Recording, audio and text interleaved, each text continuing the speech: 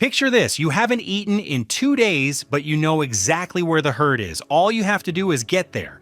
Then the sky opens up, or sirr, a relentless downpour that doesn't quit for a full day and night. Now you can't hunt. The tracks are washed into mud. One slip on wet rock means a twisted ankle, and out here, that's a death sentence. The river's rising, and the fire, the only thing between you and the cold and whatever's hunting tonight, is starting to die. You're not bored, you're cornered. For most of human history, rain wasn't a mood, it was a threat, and it could kill you 3 separate ways. Cold. A wet body loses heat dozens of times faster than a dry one. With no waterproof shelter, a long storm, even in the 40s and 50s, Fahrenheit could push someone into hypothermia within hours. Flooding. Early humans sheltered in caves near rivers and hillsides, exactly where flash floods hit hardest. Archaeologists have found thick flood sediment layers inside caves that were suddenly, permanently abandoned. Predators. Rain pushed animals into shelter too, sometimes the same shelter people were using. In parts of South Africa, human remains have been found layered with large cat bones, some skulls marked with puncture wounds that match leopard teeth. So a storm crammed everyone, people, predators, prey, into the same tight, dry spaces. And in the middle of it, one job outranked everything: keep the fire alive. Here's why. For most of human history, people could control an existing fire far more reliably than start one from nothing. If it died, it might stay dead. So some groups carried embers with them, wrapped in leaves or packed into a fungus that could smolder for hours, basically a portable ember box.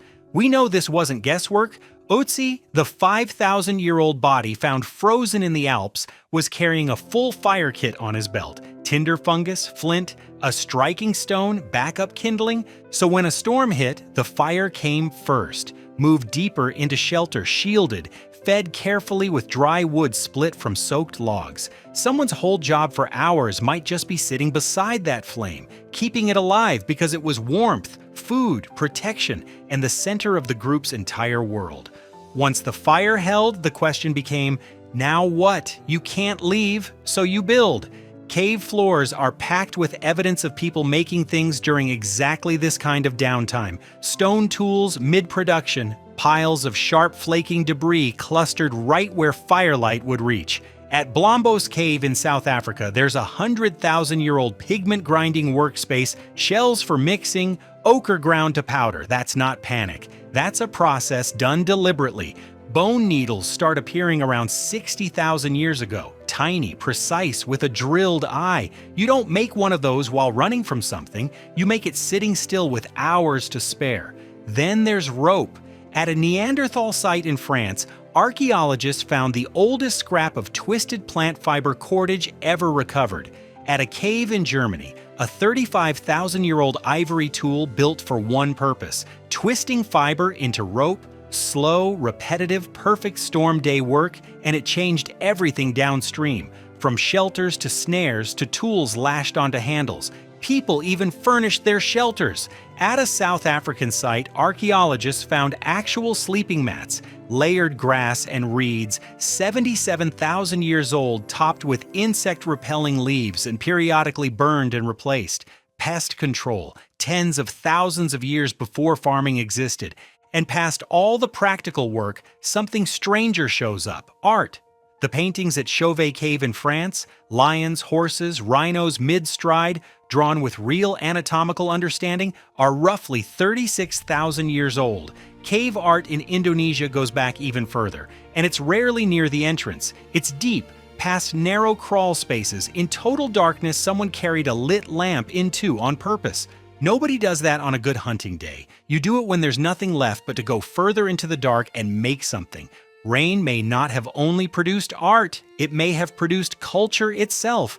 Cram 30 people into a shelter for days and they talk. A well-known study of the Juhuansi people in the Kalahari found daytime conversation was mostly practical, but after dark, around the fire, over 80% of it turned to stories and shared history, how survival knowledge actually spread, which water holes dry up, which plants are poison, where the good flint is. Every culture on Earth has a rain myth, likely invented by someone sitting through the very storm it was meant to explain. Some Aboriginal Australian oral traditions have even been matched to real sea level changes from roughly 7,000 years ago, kept alive purely by retelling generation after generation. And rain wasn't only a threat. Afterward, the ground turned soft and perfect for tracking. Rainwater pooled in stone basins near almost every campsite, and in tropical regions, termites swarmed by the millions right after a storm, protein you could gather with your bare hands. So when the rain fell for days, ancient humans didn't sit idle. They kept the fire breathing, shaped tools, twisted rope, ground pigment, painted animals by firelight in rooms daylight never reached, and told the stories that carried knowledge forward. Boredom, the way we know it, didn't really exist for them. When your survival depends on what your hands make in the next few hours, you don't get bored. You get inventive. And that instinct might be one of the biggest reasons any of us are still here at all.